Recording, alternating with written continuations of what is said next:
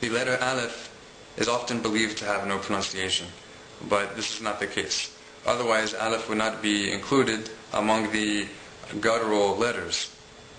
So if it is only to be pronounced like any other vowel which appears underneath it with no difference, then that would mean that every single vowel in the Hebrew letter is guttural. And that's obviously not true. Now, when the letter aleph is connected to a vowel in Hebrew, the letter aleph makes a glottal stop sound. This is similar to the sound that is made between the two syllables in the common English expression uh-oh. Do you hear the uh-oh? Or let's say how in certain British dialects of English, in place of T, whenever T is found in the middle of a word, they'll say eh. Like instead of turtle, they'll say ta'o, ta'o. That sound is the pronunciation of aleph.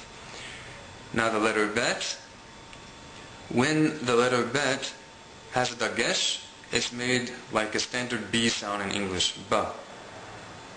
When the letter bet is without a dagesh, without the little dot inside of it, then the letter bet is pronounced vet. This is extremely similar to the standard English pronunciation of V, but it's different in that the letter vet is made with the two lips touching and without the lips touching the top front teeth.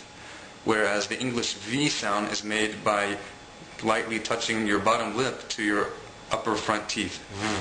So vet is not v, but v, only using your two lips. The next letter is Gimel. When Gimel has a dot in it, a dagesh, then it is pronounced Gimel. Or if you are a San'ani Yemenite Jew, Gimel.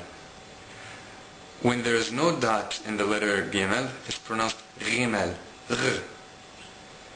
This is a sound made by causing slight friction between your soft palate in the back of your mouth and the back part of your tongue, similar to a Parisian Resh, a Parisian R. It's also very similar to the common modern Israeli mispronunciation of the Hebrew Resh. The next letter is Dalet. Dalet, when it has a dagesh, a dot, is pronounced D, like the word dog. When there is no dot inside of it, then Dalet is pronounced Valid. This is the same as the TH sound in the word they.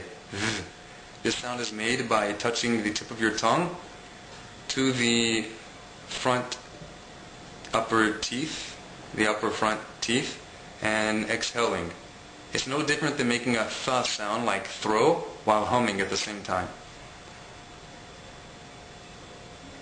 The next letter is the letter he. This is like the standard English pronunciation of the letter H, such as he or help. The next letter is vav. It is correctly pronounced wall, like the English W, wa, wall. When certain vowel signs are inserted to this letter, then it is no longer pronounced wa, but u.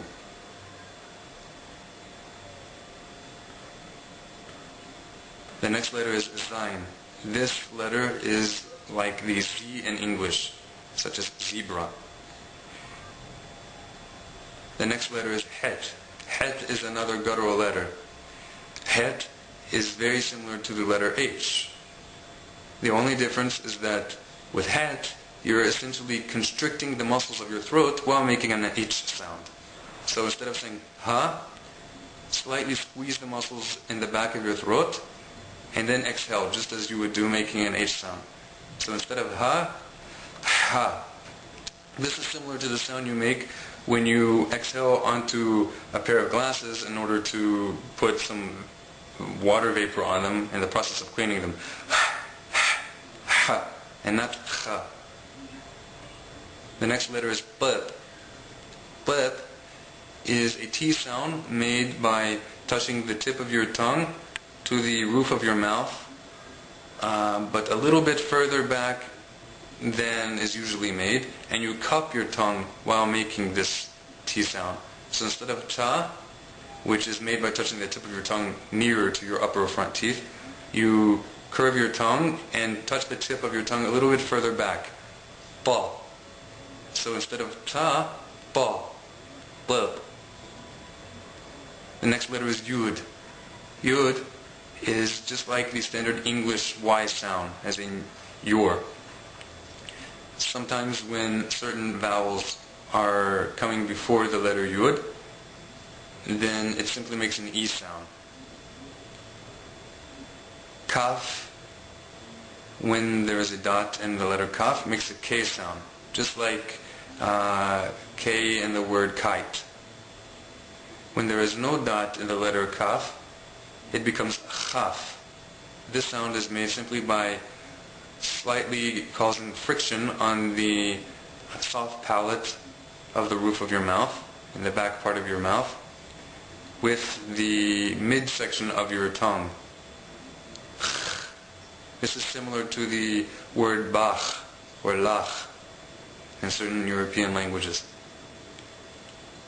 The next letter is lamed. Lamed makes a standard L sound, as in English, like the word love. Lamed. Mim makes an M sound, like mother. Nun makes an N sound, like never. Samekh makes an S sound, such as salvation. Ayin makes a guttural sound, a sound made by making a vowel sound, any of these vowel sounds, exhaling, but while you exhale, you constrict your muscles in the throat. So instead of constricting the muscles. Instead of I. Instead of so similar to the sound one makes when you take one of those wooden sticks that doctors often put to check a person's throat, and they press on the back of your tongue and tell you to say ah. So if you can imagine pressing on the back of your tongue and saying ah, instead of ah, you get ah. It's near to the sound made by gagging. The next letter is pe. Pe is like P in the English language, such as pepper. Fe is similar to the English F, like in the word forever. The technical pronunciation of the letter fe is a little bit different than the letter F in English. Fe is supposed to be made by using only your two lips, in contrast to the letter F in English, which is made by touching your bottom lip to your upper front teeth. So instead of fa, it's fa. Tsade is similar to the letter S, and in fact your tongue should more or less be touching the same part of your mouth. You put the tip of your tongue pretty much in the same place as you would make an S, but just a little bit further back. Curve your tongue, or kind of make it a scoop shape, a bold shape, and make an S like normal, just with this cupped shape of your tongue. This is similar to the letter bet, in that just as you curve your tongue for the letter bet and make a T sound, so with Tsade you curve your tongue and then make an S sound. So instead of sa, sa. Among the majority of Yemenite Jews, the letter kuf is pronounced like a hard G sound, ga, kuf. In other parts of Yemen, the letter kuf is made the same as among Iraqi Jews and a few other Middle Eastern Jewish communities, qa. And this is essentially a sound which is made further back in your throat. In fact, some Jewish communities do not even traditionally pronounce this letter, but pronounce it as oof, similar to what has happened with the Arabic equivalent of this letter, often heard among Palestinians, where they say il-Quds instead of il-Quds, il-Quds. Resh is the next letter. Resh is an R sound made by gently rolling the tip of your tongue on your front teeth.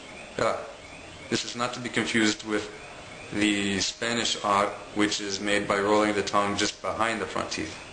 Resh is also not to be confused with the modern Israeli Resh, which is made with your uvula further back in your throat. Shin is the SH sound, such as the English word she. Zayin is a regular S sound, like the word save. Tab is the T sound in Hebrew.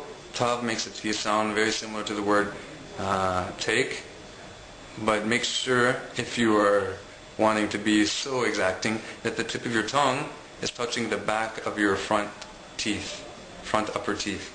Taw. When there is no dot in the letter taw, you should touch the tip of your tongue in the same exact place, only you exhale. So instead of ta, tha. This is exactly like the th in the word throw. So I hope this video helped you. If you have any further questions, please feel free to write some comments or put up a video response. Shalom Aleichem. I welcome you to consider Judaism. However, if you feel that Judaism is too heavy for you, then please consider the 7 laws of Noah, which is the bare minimum that God requires from humanity.